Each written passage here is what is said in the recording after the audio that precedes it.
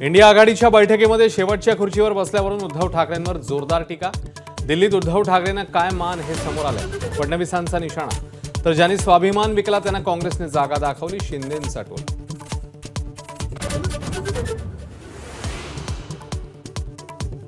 उद्धव ठाकरेंना शेवटच्या रांगेत बसवणं महाराष्ट्राचा अपमान, आशिष शेलारांची खोचक टीका।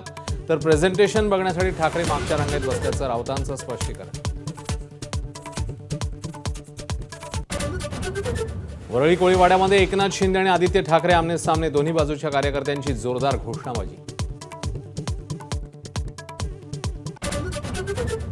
मतांची चोरी, राज्यघटना आणि लोकशाहीशी धोका, राहुल गांधींचा हल्लाबोल। तर मतदान याद्यांवर शंका उपस्थित करू नका, तुमच्या पणजोबांपासून हे सुरू आहे, अमित शहांचा निशाणा।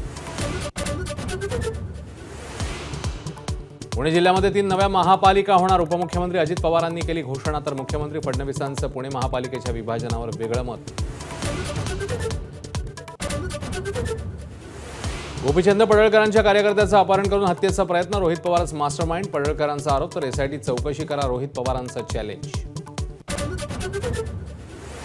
महादेवी हत्येसाठी सर्वोच्च न्यायालयात पुनर्विचार याचिकेसंदर्भात मुंबईत नांदणी मठ आणि वनताराच्या वकिलांमध्ये बैठक, सोमवारी सर्वोच्च न्यायालयात सुनावणी।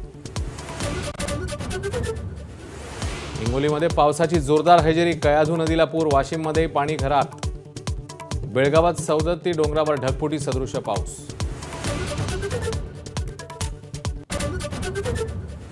उत्तर काशीतल्या ढगफुटीनंतर सलग 4थ्या दिवशी बचाव कार्य सुरूच। तर मंत्री गिरीश महाजन अडकलेल्या पर्यटकांच्या भेटीला, हर्षिलमधून महाराष्ट्रातल्या 133 पर्यटकांना एअरलिफ्ट केल्याची माहिती।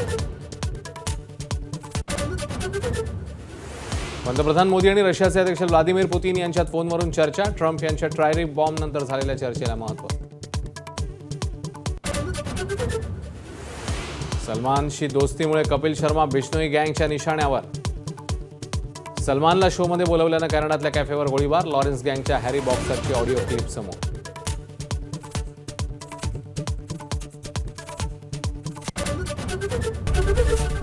एबीपी माझा, उघडा डोळे बघा नीट।